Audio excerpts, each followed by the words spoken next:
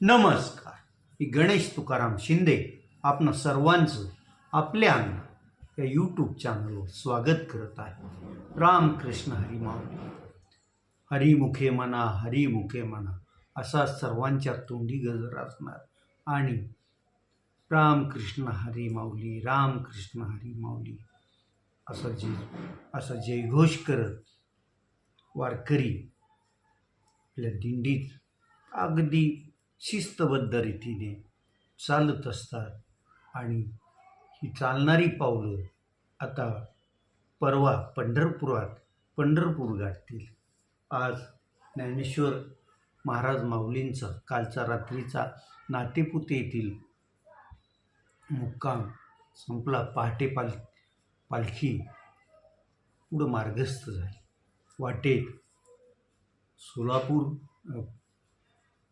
पुणे पंढरपूर महामार्गावर असणाऱ्या कडूसच्या एका विस्तीर्ण अशा मैदानात ज्ञानेश्वर माऊलींचं आज दुसरं रिंगण कडूसला पार पडलं.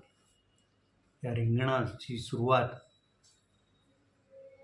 पालखी मध्यभागी ठेवली जाते. सर्व बरेचसे वारकरी पालखीच्या अवतीभोवती असतात. त्यानंतर मग मध्ये बरंच मोकळं मैदान ठेवलं जातं आणि त्या मोकळ्या मैदानाच्या बाजूनं मग असंख्य वारकरी गोल रिंगणासारखे उभे असतात. माऊलींचा अश्व माऊलींच्या पालखीचं दर्शन घेतो. भालदार ज्या अश्वावर बसलेला असतात त्या अश्वाबरोबर माऊलींचा अश्व पूर्ण रिंगण भरधाव धावत सुटतो आणि साधारण 3 ते 5च्या दरम्यान त्या रिंगणात त्याच्या गोल चक्रा होतात. धावताना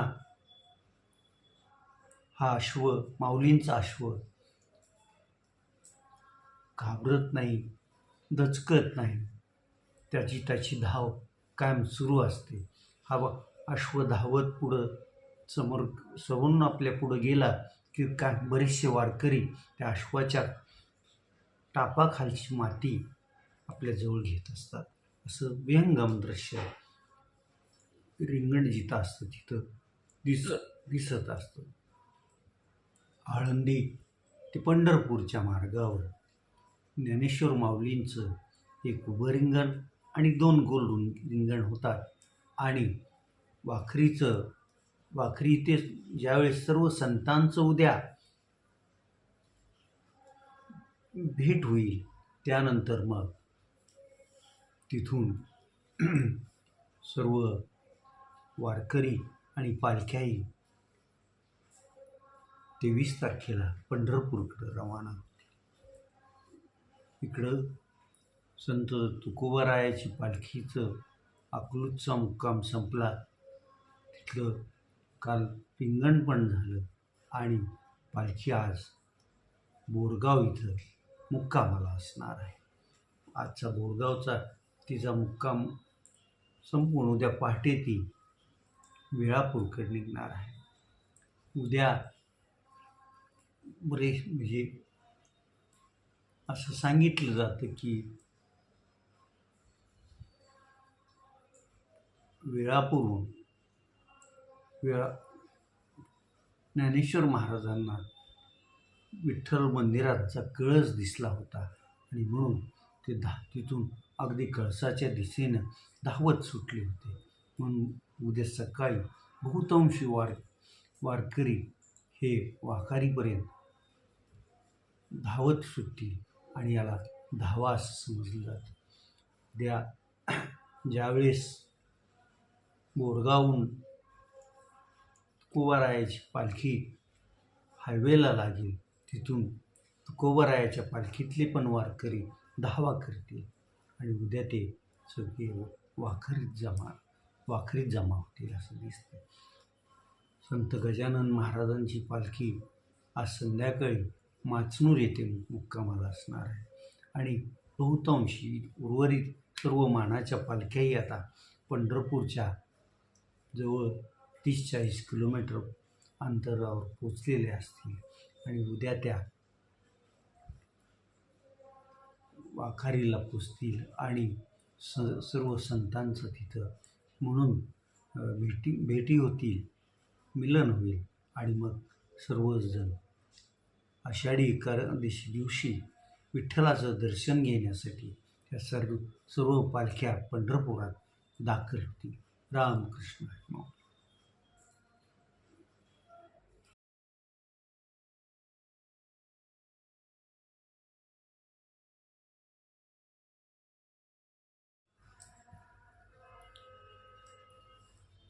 केंद्रातल्या NDA सरकारला कॉक्रोच जनता पार्टी आणि तरुण किती संख्येनं दिल्लीत जमा होतील याचाच अंदाज आला नाही. त्यांची जी गुप्तचर यंत्रणा होती ती फेल ठरली आणि मग काल सरकारवर एक प्रकारची नामुष्कीच उडवली.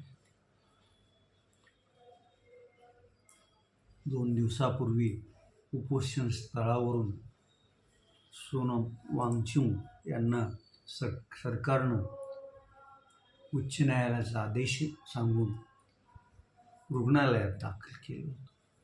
त्याचाही परिणाम गर्दी वाढण्यात झाला आणि काल मग जेव्हा जंतर मंतरवर ही सर्व तरुणाई संसदेवर मोर्चा नेण्यासाठी निघाली त्यावेळेस त्यांना पोलिसांनी संसदेपर्यंत मोर्चा नेण्यास परवानगी नाकारलीच होती. त्यांनी जंतर मंतर ते केरळ हाऊस इथपर्यंत मोर्चा न्यावा असं पोलिसांचं म्हणणं होतं. परंतु तरुणाई काही झालं तरी संसद भवनाच्या समोर जायचं आणि आपल्या मागण्या सरकारपुढं मांडायच्या असं त्यांच्या मनात होतं आणि त्यामुळं सर्वत्र अगदी पोलीस आणि हे आंदोलक यांच्यात बाचाबाची खडाखडी होत होती आणि त्यातून मग पोलीस रागवत होते आणि या आंदोलकांवर लाठीमार पण करत होते असं चित्र दिसत होते. अशाही स्थितीत जे संसदेपर्यंत पोचणारे विविध 7 मार्ग आहेत त्या 7ही मार्गावर ज्यावेळेस ही तरुणाई अगदी मोठ्या संख्येनं होती त्यावेळेस पोलिसांसमोर पण पेच निर्माण झाला होता. इकडं कालच संसदेचं पावसाळी अधिवेशन सुरू झालेलं होतं. मात्र विरोधकांनी हे त्या अधिवेशन सुरू झाल्याच गदारोळ करायला सुरुवात केली. त्यामुळं दोन्ही सभागृहाचं कालचं कामकाज पण दुपारनंतर स्थगितच झालेलं होतं. आजही संसदेचं अधिवेशन विरोधकांनी काही होऊ दिलं नाही.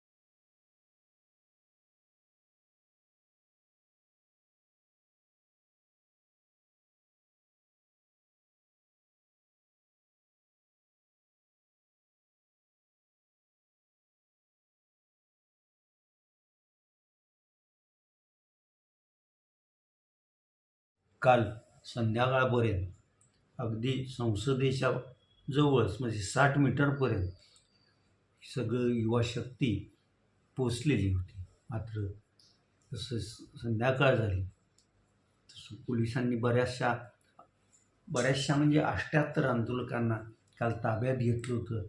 पोलिसांच्या मारहाणीत असंख्य तरुण जखमी झाले होते. त्यामुळं आता आंदोलक निघून जातील असा सरकारचा कयास असेल, पण तसं झालं नाही. काल रात्रीच अभिजित दिपके आणि त्यांचे समर्थक परत जंतर मंतरवर आले आणि आपलं आंदोलन परत सुरू ठेवण्याचं त्यांनी निर्णय घेतला. त्यामुळं सगळं जंतर मंतरवर एकच गर्दी झालेली होती. आज सकाळी परत पोलीस आणि अभिजित दिपके यांच्यात बाचाबाची झाली, परंतु अभिजित दिपके आणि त्यांचे समर्थक जंतर मंतरवर हालायला तयार नव्हते. तिकडं संसदेत विरोधकांनी गदारोळ सतत सुरू केल्यामुळं आजही राज्यसभा आणि लोकसभेचं कामकाज दिवसभरासाठी स्थगित करण्यात आलं होतं. मग अधिवेशन स्थगित झाल्यानंतर विरोधी पक्षनेते राहुल गांधी, खासदार प्रियंका गांधी, अनेक काँग्रेसचे खासदार थेट त्यांनी तिथून राम मनोहर लोहिया रुग्णालय गाठलं आणि त्या रुग्णालयात काल पोलिसांच्या लाठीमारात जखमी झालेल्या तरुण आणि तरुणींची त्यांनी भेट घेतली. त्यांच्या नातेवाईकांशी संवाद साधला. त्यानंतर मग हा लाठीमाराचा निषेध आणि सरकार तरुणांविषयी जे काही रजाकार वृत्तीसारखं वागले त्याचा निषेध म्हणून मग राहुल गांधींनी थेट पंतप्रधानांच्या निवासस्थानासमोरच जाऊन आंदोलन करण्याचा निर्णय घेतला आणि त्यांनी तो अंमलात पण आणला. तिथंही काँग्रेसचे जवळपास सर्व खासदार, राहुल गांधी, प्रियंका गांधी आणि असंख्य कॉक्रोच जनता पार्टीचे तरुण कार्यकर्ते त्याची पण मोठी गर्दी जमा झाली. ही गर्दी आता आटोक्यात येणार म्हणजे नियंत्रणात राहणार नाही म्हणून मिलिटरी फोर्स तिथं गर्दी म्हणजे संख्या वाढवण्यात आली आणि त्यांनी अगदी खासदारांसह या तरुण आंदोलकांची पण धरपकड सुरू केल्याचं दिसत होतं. तरीही राहुल गांधी तुसभर ही तिथून आपल्या निर्णयापासून दूर होण्यास तयार नव्हते. शेवटी केंद्रीय मंत्री जितेंद्र सिंह हे राजीव गांधी यांच्याबरोबर चर्चा करण्यासाठी तिथं आलेले आहेत आणि त्यांच्या चर्चा सुरू आहे. इकडं जंतर मंतरवर आज दुपारपासूनच शिवसेना उद्धव बाळासाहेब ठाकरे पक्षाचे खासदार संजय राऊत, अरविंद सावंत आणि इतर खासदार दिपके यांच्या भेटीसाठी आले होते. त्यानंतर मग दिल्लीचे माजी मुख्यमंत्री अरविंद केजरीवालही भेटीला आले आणि देशात ज्येष्ठ नेते समजले जाणारे आणि महाराष्ट्राचे धुरंधर नेते खासदार शरद पवार त्यांच्या सर्व खासदारांसह सायंकाळी 5:15च्या दरम्यान जंतर मंतरवर आले आणि त्यांनीही अभिजित दिपके यांची भेट घेऊन त्यांच्या आंदोलनाला पाठिंबा दिलेला आहे. एकंदरीत आता सरकार पण या आंदोलकांच्या दबावामुळे रस्त्यावर आलेलं आहे आणि विरोधक रस्त्यावर आले आहेत असं चित्र दिसून येत आहे. अभिजित दिपके आणि त्यांचे समर्थक आंदोलक यांचं काल त्यांच्या एका शिष्टमंडळाने मंत्री JP नड्डा यांची भेट घेतली होती आणि त्या भेटीत त्यांनी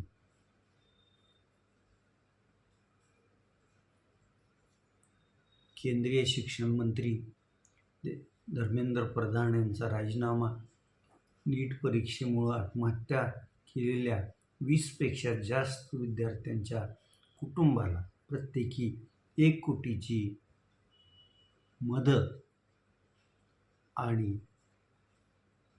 सोनम वांगचुक यांना रुग्णालयातून डिस्चार्ज द्या ह्या 3 मागण्या केल्या होत्या.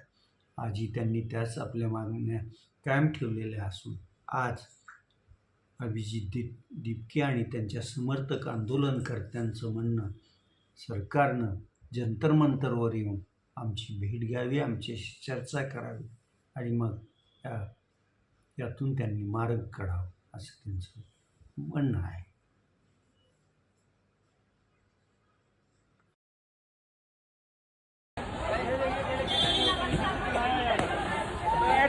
गाड़ी तेरी भाई गाड़ी पंडित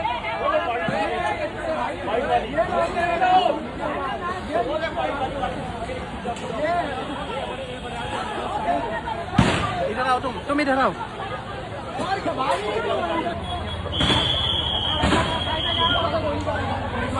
इनकी वीडियो बनाया ना, ये तो अलग ही बन रही है, ये तो बन रही है.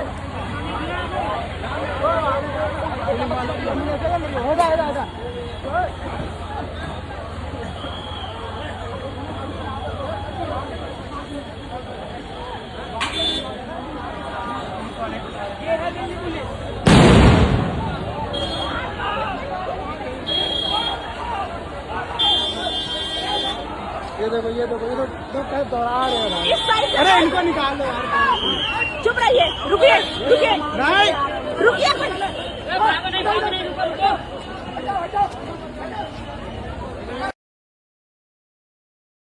कालच्या आंदोलनात पोलिसांनी तसा लाठीमार केला, तसंच पोलिसांनीच दगडफेक केली याचं अगदी स्पष्ट पुरावा आता तुम्ही जो व्हिडिओ पाहिला आहे त्याच्यात दिसलाच असेल. तर या आंदोलक शांततेच्या मार्गाने आंदोलन करत असताना पोलिसांनी असं का करावा असा देशभरातून प्रश्न सध्या विचारला जात आहे आणि या प्रश्नाचं उत्तर आता नरेंद्र मोदी सरकारला द्यावं लागणार हे तेवढंच खरं आहे.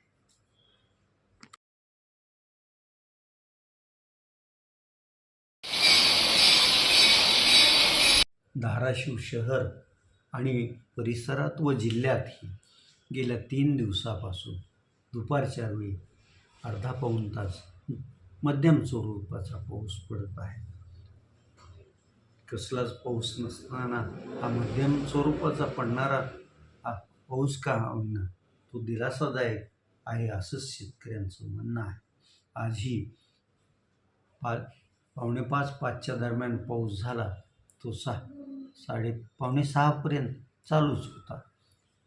असाच पाऊस आज लातूरमध्ये पण पडला आहे. परवा बार्शीत पण असा जोराचा पाऊस झालेला आहे. हा पाऊस खरीपांची ज्यांनी पेरणी केली आहे त्यांच्या पिकासाठी चांगलाच आहे आणि ज्यांना पेरणी करायची आहे त्यांना आता ह्या 3 दिवसात सलग पडलेल्या पावसामुळे पेरणी करायला काही अडचणी येणार नाहीत असंच वातावरण सध्या दिसतंय. हा पाऊस असाच 2-3 दिवस चालू राहील असं हवामान अभ्यासकांचं म्हणणं आहे. गेल्या 2 दिवसापासून मुंबई शहर आणि उपनगरात पण ठाणे, पालघर, इकडं पुणे, सांगली, कोल्हापूर तसंच जळगाव, अहिल्यानगर भागातही पाऊस पडत असल्याची वृत्त येत आहे. सध्या अरबी समुद्रात कमी दाबाचा पट्टा निर्माण झाल्याचं सांगितलं जात आहे आणि मग त्याच्यामुळं हा पाऊस कमी दाबाचा पट्टा जोपर्यंत कायम राहील तोपर्यंत येतच राहील एवढं खरं. आज आता आपण इथं थांबूया. तुम्ही आपल्या हे यूट्यूब चॅनल सबस्क्राईब करा, लाईक करा आणि कमेंट्स पण नोंदवा. धन्यवाद.